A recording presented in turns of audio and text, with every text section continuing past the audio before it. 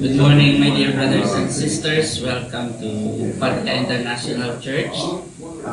We continue to praise and thank the Lord for bringing us here together, not in our will, but in God's will alone. We used to work in Ford Philippines way back 2013, and then our management that time inform us that the company will shut down. So there's a big anxiety going on around with the company, and there's a lot of questions. We ask the Lord what is His plans for us, what is His will for us. I try to find some other job opportunities. I try to apply for some job interviews. And we also go to business seminars as an option for once the company shuts down. So there's many doubts during that time. So we ask the Lord, what's your will for us? So, and on the other hand, we do our best as well to find work. And also one of the reason during that time is if we try to go abroad, can we find a God-glorifying church? So that's one of the questions as well. We try to work our ways by our own self. But eventually the Lord answered, you need to go to Thailand. So here we are today. All those anxiety and doubts just come in God's answer and response to our prayer that we didn't even know that God has these plans for us. All the while we were on panic. How do we continue our job? How do we find money for our son's school and how he will continue to be in his education? Eventually, this is not what we projected at that time. We thank and praise the Lord for that. This is where Matthew chapter 7 verses 7 to 8 gives us the concept. Ask, and it will be given to you. Seek, and you will find. Knock, and it will be opened to you. For everyone who asks receives, and he who seeks finds.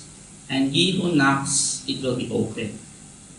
Matthew chapter 7, my dear brothers and sisters, is a part of Jesus' Sermon on the Mount, emphasizing the importance of eagerly, deliberately, continuously asking, knocking, and seeking our requests to God. Our needs, our petitions, we make our requests known to Him.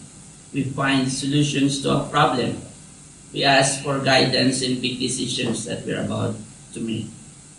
We ask for God's will on difficult times in our lives. We make our requests known. This verse, unfortunately, is widely used in prosperity gospel, that if you ask anything from God, eagerly manifesting everything, you will get it without the biblical boundary of a God-glorifying request. Taking this verse in the proper and biblical context, my dear brothers and sisters, is a crucial point. The illustration for this context is a father and son relationship. As he continued, or what man is there among you, if his son asks for bread, will give him stone? Or if he asks for a fish, will he give him a serpent? If you then, being evil, know how to give good gifts to your children, how much more will your Father who is in heaven give good things to those who ask Him? After that verse, my dear brothers and sisters, Jesus Christ showed us an illustration of a father and son relationship. In the perspective of the father has the capacity, the ability to provide the needs of his son. The father knows what is best for his son. Thus, he always gives only the good things, the best things, wherever possible. The father also knows what is harmful for his son. Example in this is a serpent. So he will not do this and avoid these things that will hurt his son. On the other hand, on the perspective of the Son, which refers to the believers in Christ, John 14:14, you may ask me for anything in my name, and I will do it, says our Lord and Savior, Jesus Christ. Asking in Jesus' name, my dear brothers and sisters, is to submit to the authority of Christ in all our prayers and in requests, in trusting God that He will provide the best answers to our requests. May it be yes, may it be no, may it be instantly, may it be further later on, may it be greater than when we request, may it be lesser on what we have requested, we ask.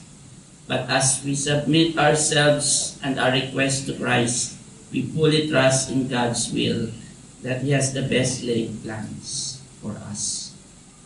1 John 5:14, if we ask anything according to His will, He hears us. My dear brothers and sisters, we should also understand that this verse is such a way God hears and prayers and requests if it is aligned on His will. But if our request is on the side of selfish motivation and personal greed, this is not aligned to God's will.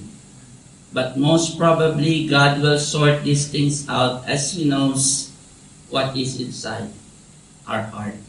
Only Him knows what is inside our heart. If our request is not aligned in God's will, probably as true believers in Christ, we should not be asking for it.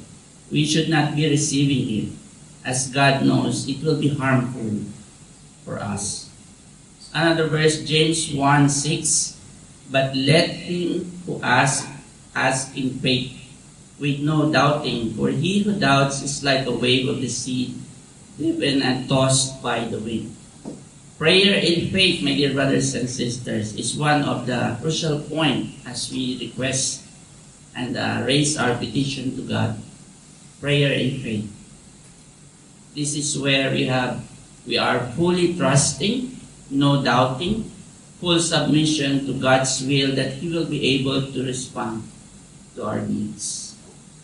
I put myself on the queue, my dear brothers and sisters. We may wonder sometimes we lack good things in our Christian life.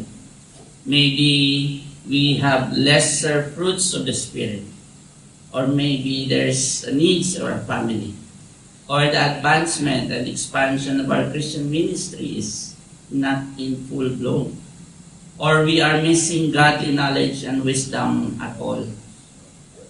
I encourage you, we need to revert back to our prayer life and petitions to the Lord.